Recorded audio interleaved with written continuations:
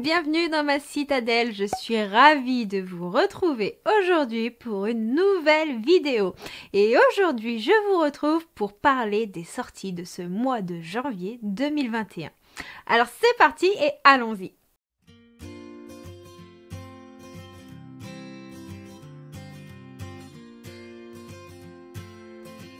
Le premier livre dont je vais vous parler, c'est l'intégrale du tournoi des Immortels de Lucie Goudin qui va sortir le 1er janvier. Donc l'intégrale, vous avez déjà dû en entendre parler, enfin pas forcément dans l'intégrale mais au niveau des tomes, mais là nous aurons tous les tomes rassemblés. Et dans cette histoire, nous allons suivre des humains et des vampires. Pendant des années, les humains et les vampires se faisaient la guerre jusqu'au jour où un pacte a été signé. Et pendant ce pacte, en fait, les immortels se battaient dans un tournoi. Et dans ce tournoi, le vainqueur avait le droit de demander ce qu'il souhaitait au roi des mortels. Souvent, il souhaitait des terres, des richesses, enfin des chose assez matérielle. Mais cette fois-ci, le gagnant du tournoi ne va pas demander des terres, mais va demander la main d'une femme. Cette femme, je ne sais pas qui c'est, je sais juste qu'elle s'appelle Alera, qu'elle déteste les vampires, et je suppose que Alera vient peut-être d'une famille du roi des mortels, je suppose, pour que ça ait un sens, un intérêt. Enfin, ça se trouve, je vous dis n'importe quoi. Je vous garantis rien, mais je suppose que c'est une femme qui a quand même de l'importance au niveau de l'état de ce royaume. Donc voilà. Toujours le 1er janvier sortira l'intégrale du dernier Drae de Ray Wagner et Kelly Sinclair.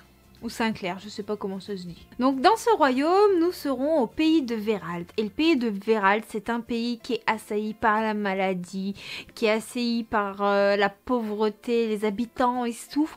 Et tout ça, c'est entraîné par le roi et son dragon. C'est un peu eux qui provoquent tous ces malheurs sur le royaume et qui empoisonnent le peuple. Le peuple vit mal, je sais pas, donc comment s'y prennent le roi, comment s'y prennent le dragon, je sais pas ce qui se passe, mais le peuple, un jour, il va en avoir marre, et là, va se créer une rébellion.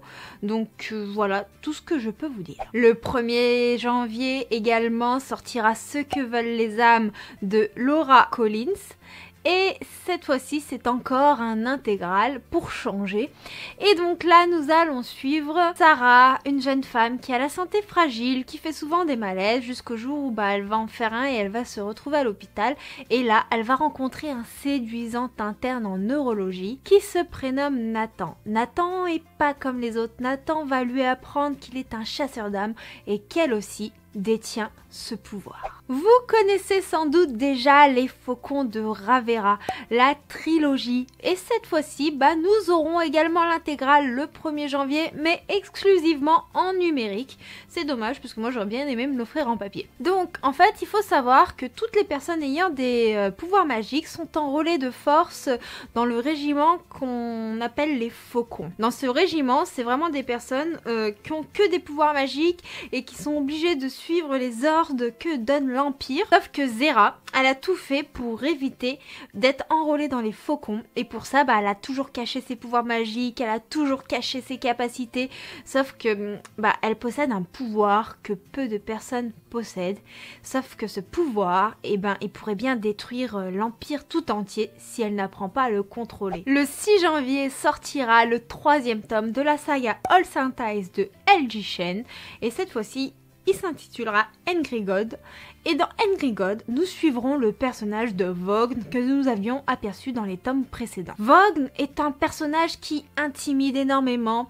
Il est beau, intimidant, mais il est aussi assez pervers, pernicieux, enfin voilà, tout ce qui s'ensuit. Il est pris à écraser tout le monde pour arriver à ses objectifs, qu'importe, tout ce qui est sur son passage, il l'écrase, il fonce tête baissée. Et lui, son rêve, en fait, c'est d'obtenir la bourse et de partir en Angleterre pour réaliser son rêve. Sauf que devant lui, il y a un obstacle de taille, c'est Lenora. Et Lenora se trouve être la fille de son mentor, celui qui fait tout justement pour l'aider à réaliser son rêve. Et donc, je sais pas comment va se conclure l'histoire entre nos deux personnages, mais connaissant la plume de L.J. Chen, cela promet d'être explosif. Le 6 janvier sort un manga qui a l'air fort intéressant. Donc là, ce sera le tome 3. Je vous avoue que moi, le tome 1 me tente énormément parce que je vais pas commencer par le 3. Et c'est dans les pas de Nietzsche de Mariru Harada. Et donc dans cette histoire, nous allons suivre Arisa, une jeune fille qui va croiser un jeune homme qui se prétend être la réincarnation du philosophe Nietzsche. C'est tout ce que je sais de ce manga, mais je vous avoue que je suis très curieuse, je me demande comment l'intrigue peut se former, et des fois, à travers cette douce histoire, peut-être en apprendre plus sur ce philosophe très connu. Toujours le 6 janvier sort un thriller tant attendu, Retrouve-moi, de Lisa Gardner. Retrouve-moi, c'est l'histoire d'une fille de 16 ans qui est introuvable. Sauf que la problématique est que les 4 autres membres de sa famille ont été retrouvés assassinés. Mais cette fille, elle a disparu. Est-elle coupable de cet assassinat ou est-elle la cause de cet assassinat? Là est la question. Je vous avoue que je suis très curieuse et que ce petit thriller me tente vraiment beaucoup. Le 7 janvier sort le tome 27 de My Hero Academia de Koei Hirokoshi. Et est-il utile vraiment que je vous présente ce manga? Ce manga que j'ai découvert récemment sur Netflix, où j'ai regardé la première saison, et je vous avoue qu'il est alléchant. Alors moi personnellement je le lirai pas en format papier, tout simplement puisque du coup j'ai commencé la série sur Netflix et qu'il y a beaucoup trop de tomes à rattraper, mais sinon je foncerai dedans tête baissée. Mais pour les amoureux de ce manga qui l'ont déjà suivi maintes fois, et qui continuent la saga en papier, le tome 27 arrive bientôt. Et donc pour ceux qui ne connaissent pas vraiment l'histoire, nous suivons un jeune garçon qui rêverait de devenir un super-héros, mais le problème c'est qu'il n'a pas vraiment les pouvoirs pour être un super-héros jusqu'au jour où il rencontre son idole qui va l'aider et qui va intégrer une école de héros où il y a vraiment des jeunes du même âge ultra badass, et il va falloir qu'il apprenne à développer ses capacités pour pouvoir devenir lui aussi le héros qui le rêverait d'être. Voilà, pour faire très très court, sans spoiler. Le 7 janvier sort le tome 4 des Chroniques d'Asfareo de Shikishitos. Et donc nous allons continuer à suivre l'histoire de Julius, notre dragon, héros cool, notre prêtresse. Je ne vais pas vous faire un résumé de ce manga dans cette vidéo, tout simplement parce que c'est un manga dont j'ai parlé de nombreuses fois, que ce soit en book haul, en update lecture. Donc si vous voulez retrouver des informations sur ce manga, il y en a déjà tout plein sur la chaîne. Le 7 janvier sort Wish, le premier tome de Audrey Carlan. Et je vous avoue que ce tome, j'ai envie de le lire, mais je sens que les larmes vont se déverser. Parce que nous allons suivre l'histoire d'une jeune fille qui a perdu sa maman. Et à ses 18 ans, elle va commencer à recevoir des lettres chaque année pour son anniversaire. Dans ces lettres, sa maman va lui confier des choses. Elle va vivre à travers ces lettres pour essayer de se reconstruire, accepter le deuil de sa mère. Je sais pas ce que sa mère lui dit dans ses lettres, mais ça me fait penser un petit peu, vous savez, le speech à PS I love you, je sais plus avec le nom des acteurs comment il s'appelle dans le film, mais il est très connu, je suis sûre que vous savez de quoi je parle, où elle reçoit des lettres pour l'aider à vivre le deuil et à reconstruire sa vie. Et je suis presque sûre qu'Audrey Carlan suit le même principe, mais cette fois-ci envers sa fille. Donc pendant 10 ans, elle reçoit ses lettres à chaque anniversaire, elle va devoir apprendre à vivre avec le deuil de sa maman, elle va peut-être apprendre des secrets, des révélations, des conseils, et jusqu'au jour où ça va s'arrêter. Voilà. Donc je n'en sais pas plus, mais je sens que ce livre va être d'une émotion intense. Et j'ai hâte de me plonger dedans, je vous avoue qu'il me fait très très envie. Changeons totalement de registre puisque le 9 janvier sort Firebalker de Erin Graham. Alors j'adore déjà tous les romans de cette autrice, une autrice qui est publiée chez les éditions Addictive, une maison d'édition de romance pour le moins addictive, elle porte bien son nom. Et là nous allons suivre Shade qui fait partie d'un clan de bikers et qui n'est loyal qu'envers ses frères. de son groupe de bikers, il fait confiance à personne.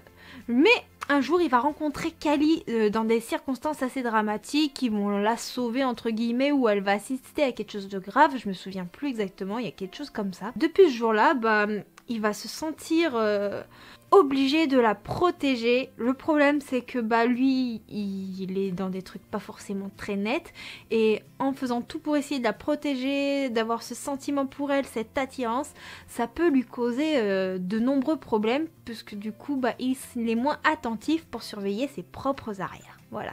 J'ai hâte de découvrir cette nouvelle romance d'Erin Graham, une autrice que j'affectionne tout particulièrement. Le 20 janvier sort un manga que je n'ai jamais lu, mais que, je vous avoue, il m'intrigue énormément. Un manga que je lirai peut-être incessamment sous peu, donc je vous avoue que j'ai pas regardé le résumé. Mais si jamais vous voulez en savoir plus, les livres cités sont en barre de description, afin que vous puissiez chercher rapidement des informations. Et donc c'est le 6e tome de La Lanterne de Nyx, de Kan Takahama.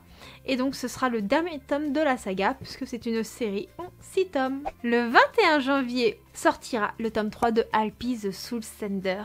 Donc, qu'est-ce qu'un Soul Sender? Un Soul Sender est une personne capable de libérer les esprits à leur mort, afin qu'ils ne polluent pas toute la nature, toutes les personnes, puisqu'en fait, quand un esprit meurt, tout devient noir, tout meurt, tout devient empoisonné, et en fait, il y a quasiment plus de vie, si vous voulez, et l'esprit, en quelque sorte, c'est comme s'il pourrissait, c'est une espèce de pollution. Et donc, elle, sa mission justement, c'est de libérer ses esprits pour qu'ils puissent trouver la paix. Donc Alpi, voilà son rôle, sauf que c'est une jeune fille, donc comme elle est très jeune et qu'elle fait marcher ses pouvoirs de Soul Sender, les gens ne la prennent pas forcément au sérieux. Et en plus, elle est à la recherche de ses parents qui ont disparu depuis un certain moment. Donc moi pour l'instant, je n'ai lu que le tome 1, le tome 2 va bientôt être attaqué à l'heure où je vous tourne cette vidéo, et je lirai sûrement ce tome 3. Le 22 janvier sort l'avant-dernier tome de La Petite Faiseuse de livres de Miya Kazuki. Donc j'ai hâte de voir où va nous mener cette histoire, voir comment va évoluer notre petite... je me souviens plus de son prénom. Ils sont où? Notre petite Main, voilà. Oh là là, quand on n'a pas de tête. J'ai pas la mémoire des noms, c'est une catastrophe. Donc, le 22 janvier sort La Petite Faiseuse de livres, je vous disais, où on va retrouver l'histoire de notre petite Main qui va créer du papier, qui va tout faire pour créer des livres, puisque le monde dans lequel elle vit, les livres n'existe pas et pour elle c'est une torture. Je vous en ai parlé de nombreuses fois sur la chaîne et j'ai hâte de découvrir cet avant-dernier tome de cette saga, ce petit manga tout doux, tout mignon qui fait du bien et dont j'adore la protagoniste principale. Le 22 janvier sort Lie to Love de Marie H.J. et de K. Jarno. Et c'est une romance un peu particulière avec un trio amoureux un peu spécial. Axel, c'est le copain d'Olivia.